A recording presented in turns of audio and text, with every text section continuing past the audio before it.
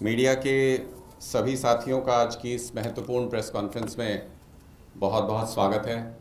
आज एक बहुत ही गंभीर विषय पर इस प्रेस कॉन्फ्रेंस का आयोजन किया गया है और इससे पहले कि मैं अपनी बात रखूं, मैं केंद्रीय मंत्री हरदीप पुरी जी ने कल अपनी प्रेस कॉन्फ्रेंस में जो बयान दिया, मैं अपनी टीम से कहूँगा कि एक बार उसको वो प्ले करें ताकि आप लोग भी रेफरेंस समझ सकें कि हम किस दिशा में बात कर रहे हैं।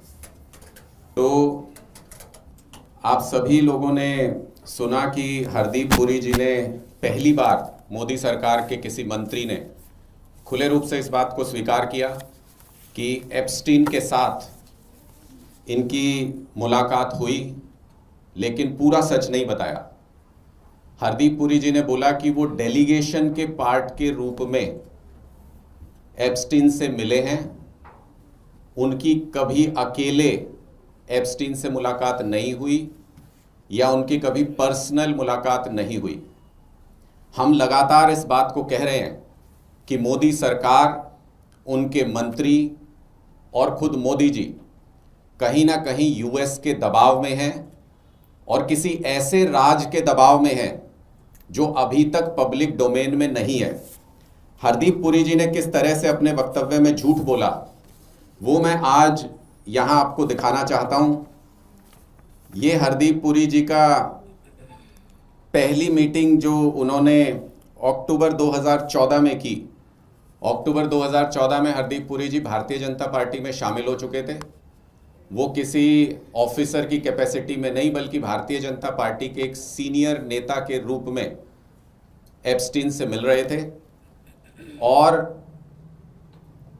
एप्स्टीन इसमें पुरी साहब से ये पूछ रहे हैं कि if something most likely his advice useful और प्रोडक्टिव।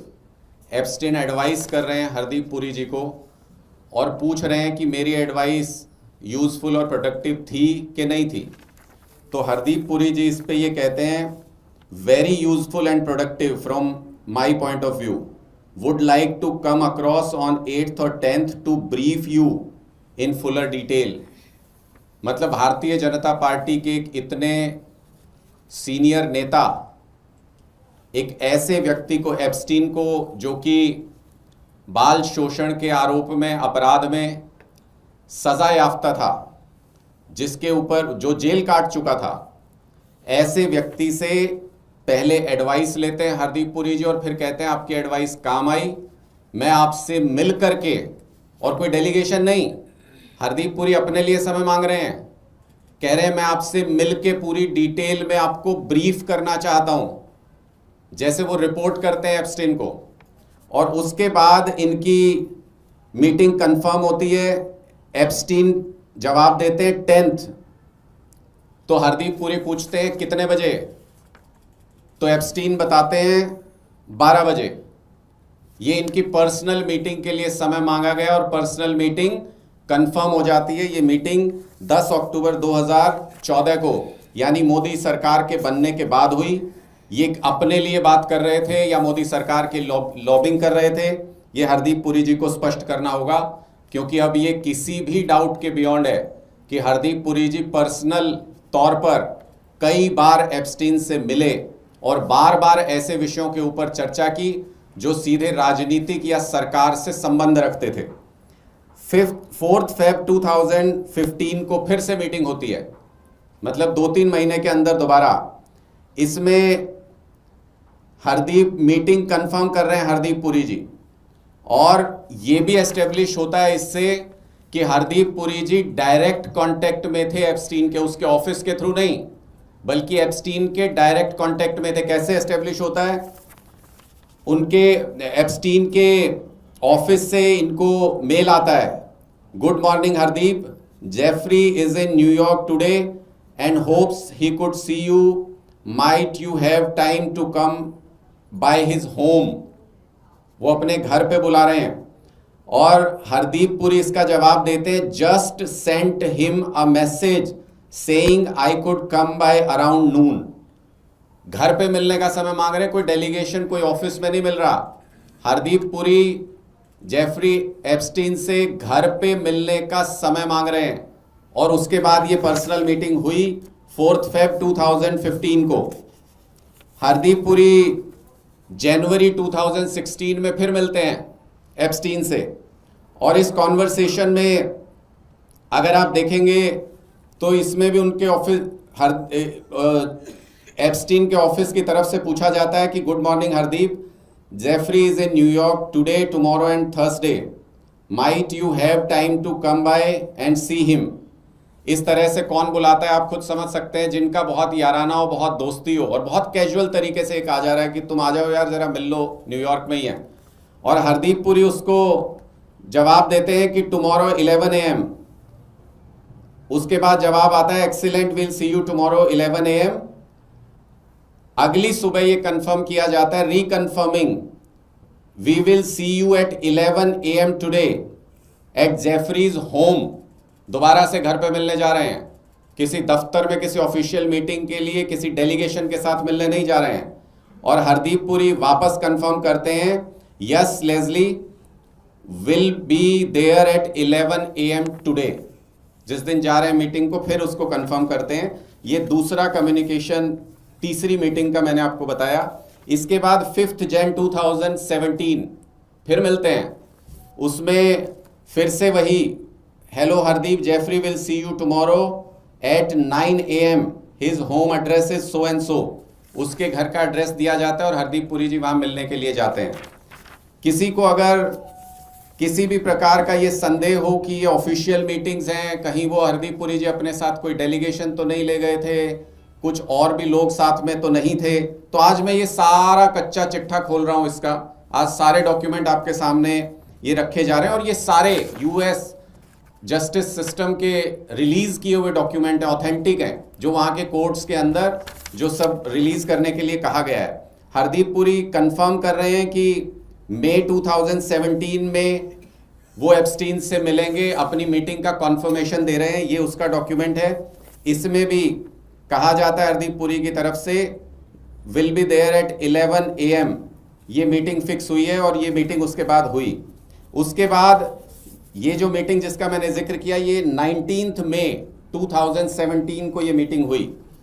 ये उसका प्रूफ है जिसमें उस मीटिंग का जिक्र है, और इसमें भी लिखा गया है कि उससे 2 दिन पहले बात हो रही है कि hello Hardeep, Jeffrey is asking if you can please move you to 10:30 AM instead of 11, okay for you.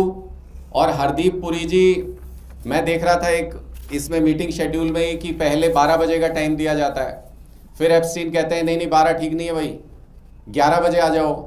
तो हरदीप पुरी जी कहते हैं जैसे कोई अपने मालिक को कहता है, उस तरीके से हरदीप पुरी जी कहते हैं हाँ ठीक है जी 11 बजे आ जाऊंगा। फिर उसके बाद अगले दिन सुबह कहा जाता है नहीं नहीं 11 नहीं यार 10:30 कर लेते हैं तुम्हारा टाइम। तो हरदीप पुरी जी कहते हैं ठीक है जी मैं 10:30 आ जाऊंगा।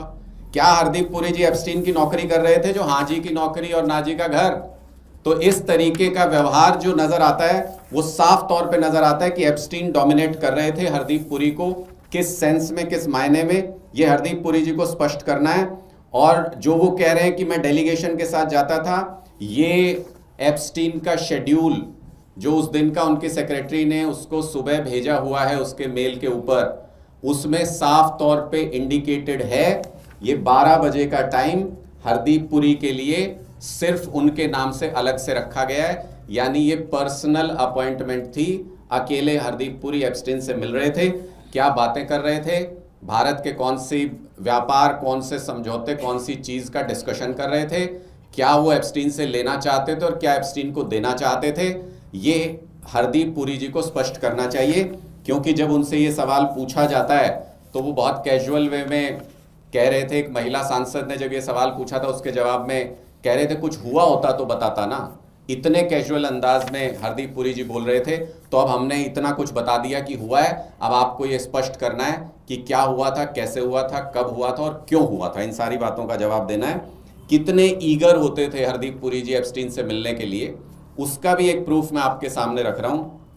इसमें कहा जाता है कि उन एप्स्टीन के ऑफिस की तरफ से, hello Hardeep, might you be available to come to Jeffrey at his home on Friday January 9th at 5:30 PM।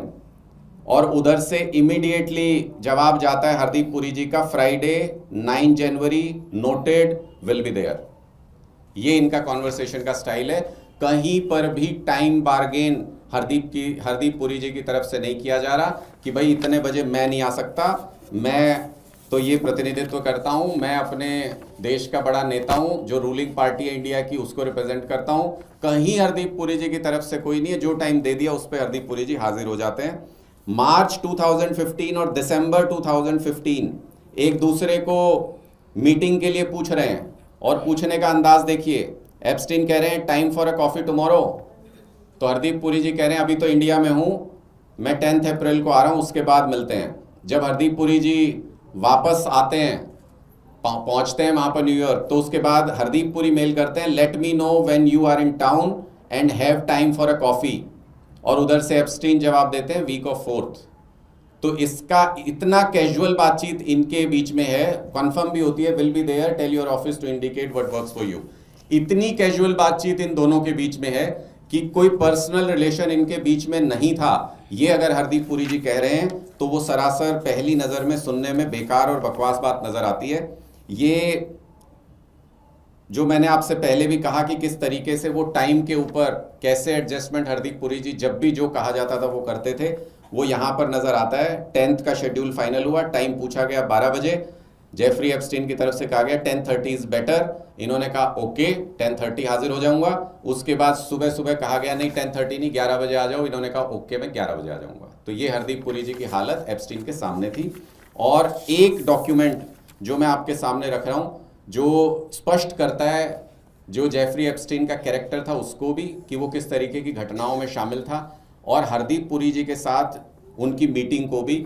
ये उसका शेड्यूल है जो उसकी सेक्रेटरी ने एप्स्टीन के साथ शेयर किया था। इसमें लिखा हुआ है reminder 9:40 PM so and so, dark किया हुआ है उसको, and her girls to arrive STT, और इसी रिमाइंडर में लिखा हुआ है 11 AM हरदीप पुरी जी के साथ एप्स्टीन की मीटिंग। ये एक ही शेड्यूल में दोनों चीज़ें मेंशन है जो स्पष्ट तौर पे बताती हैं कि किस तरह का एप्स्टीन का कैरेक्टर था, और हरदीप पुरी जी उनसे लगातार मिल रहे थे इस व्यक्ति से। दूसरा, हरदीप पुरी जी को जानकारी नहीं थी एप्स्टीन कौन है, कैसा व्यक्ति है, तो ऐसा भी नहीं है। उनकी एक मेल में लिखा हुआ है please let me know when you are back from your exotic island. तो पता तो हरदीप पुरी जी को भी सब कुछ था कि वहाँ उसके आइलैंड पे क्या हो रहा है। और जब ये इंटरनेशनल लेवल पर अधिकारी रह चुके थे तो इनको ये भी पता था कि वो 8 और 9 के क्राइम में किस तरीके से कन्विक्ट हो चुका है एप्स्टीन, और किन अपराधों के लिए कन्विक्ट हुआ है। उसके बावजूद भी इतनी नज़दीकी हरदीप पुरी जी की बढ़ाना, और आप देखेंगे ये पूरा मीटिंग शेड्यूल जो डॉक्यूमेंटेशन है, ये ठीक हरदीप पुरी जी के मंत्री बनने से पहले का है। 2017 में उनको मिनिस्टर बनाया जाता है, और उससे ठीक पहले तक उनकी लगातार एप्स्टीन से मुलाकात होती है। वो कुछ काम कराते हैं एप्स्टीन की सलाह पर, और कहते हैं कि बहुत प्रोडक्टिव हुआ, अच्छे से काम हुआ। ये सारी चीज़ें ये बताती हैं। ये स्पष्ट करना होगा मोदी सरकार को कि क्या उन्हीं कामों की बदौलत हरदीप पुरी जी को इनाम के रूप में क्या उनको ये मंत्री पद दिया गया था, और मंत्री बनने के बाद उन्होंने इस लॉबी का किस तरीके से इस्तेमाल किया। मेरा सीधा सवाल भारतीय जनता पार्टी की केंद्र सरकार से आज ये है, एक कि हरदीप पुरी जी को तुरंत प्रभाव से उनके पद से हटा करके इस पूरे मामले की जांच होनी चाहिए। इंडिया अपनी एजेंसीज से बेशक इन डॉक्यूमेंट्स की, इन मीटिंग्स की तसल्ली करे, जांच करे, इनमें किस बिजनेस के बारे में बात की जा रही है, किन से मीटिंग्स कराई जा रही है, उन सारी चीज़ों की जांच करे। लेकिन हरदीप पुरी जी को ऐसे समय तक अपने पद को छोड़ देना चाहिए। नहीं छोड़ते हैं तो सरकार को उनको हटा देना चाहिए। ये बेहद गंभीर विषय है। एक ऐसा व्यक्ति जो हज़ारों नाबालिग बच्चियों के साथ अपराध का दोषी है, उसके साथ हमारे मंत्रियों का नाम आना, हमारे प्रधानमंत्री का नाम आना, ये बेहद शर्मनाक है। और दूसरा कि क्या इसी तरीके की, ये तो एक साफ झूठ जो उन्होंने अपने मुंह से बोला और पकड़े गए, ये तो उसके बारे में मैंने जिक्र किया, लेकिन बहुत से डॉक्यूमेंट्स हैं जो यूएस ने अभी तक डिस्क्लोज नहीं किए हैं।